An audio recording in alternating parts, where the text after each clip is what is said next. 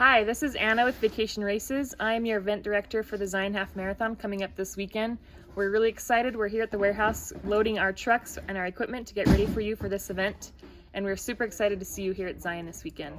I know a few of you might be a little concerned about the weather forecast and how it's kind of shifted to being crummier weather than expected, but don't worry too bad. We're prepared for the rain and the weather, and we just want to prepare you for it as well. So if any of you guys are coming from warmer temperatures than southern Utah, this time of year it can be a little bit tricky. It can be hot and sunny the next day and then cold and windy the next day after that. So we do have a forecast of rain, and we will have cooler temperatures for the event this weekend. So Friday the Expo, be prepared with like a rain poncho or a rain jacket or something like that. Bundle up and be prepared and warm for the event and the expo. It is an outdoor expo, and that is not going to change. We will be prepared with the rain and the weather if that comes up for the expo itself, but just be prepared for some colder temperatures as the cloud cover sets in and whatnot. Also for Saturday, I believe the forecast's high is going to be about 45 degrees, high 40s for the high for the day. So it's going to be quite a cold start, especially if you're coming from somewhere where you're not used to these cold temperatures.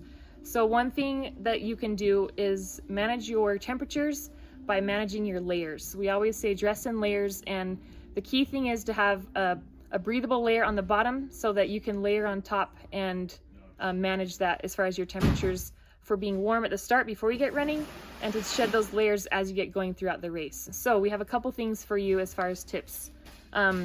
We will have a warming tent first of all at the start line. So get here, get on the shuttle or get dropped off at the start line early, and we will have a warming tent for you there. We'll have hot chocolate, hot coffee there if you need that to warm up your insides as well. And then as we get the race going, you will warm up when the sun comes up, I promise. A couple more things to keep in mind is take advantage of what is called gear check.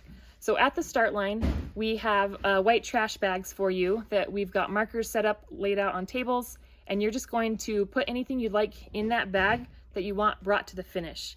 Keep in mind, we don't want you to put valuable things such as your car keys, your hotel room key, your wallet, a cell phone, things like that, but mostly just clothes and things you're going to want for the finish line.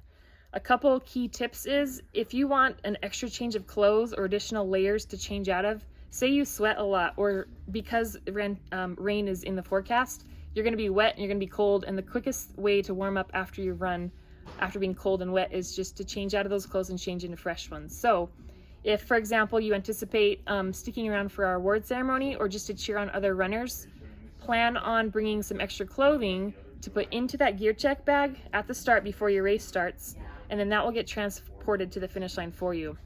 Another tip with that is these are kind of drawstring bags, so if you're really concerned about them leaking water into it, maybe put your dry stuff in a Ziploc bag and then put that Ziploc bag into that trash can that we provide for you. So prepare for that, plan for that. Another thing is we have what's called our loose clothing drop, and that's at the first aid station of this race. So any extra top layer, maybe some gloves, things like that, that you're going to shed that you don't want to carry with you during the race, there's going to be a loose pile. We'll either have receptacles for you or a back of a pickup truck that you can toss in the first aid station, and that will get transported to the finish line as well, right next to your gear check bags.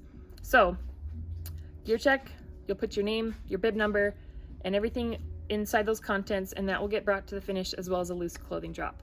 One thing I wanted to mention is with your layers, another good way to manage your body temperature are gloves and a hat.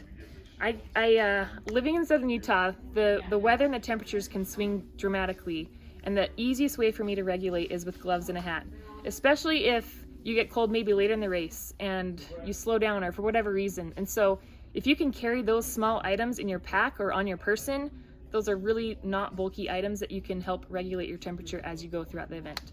So feel free to make comments. We will manage and monitor any comments or questions you guys might have regarding preparing for the race. But yeah, do be prepared. I think we've all run into crazy weather throughout our lives, and so this is going to be no different, but rain or shine, we do intend to put on this race, and it's going to be great regardless. Zion is beautiful, and I'm so excited for all you guys to come see it. See you then.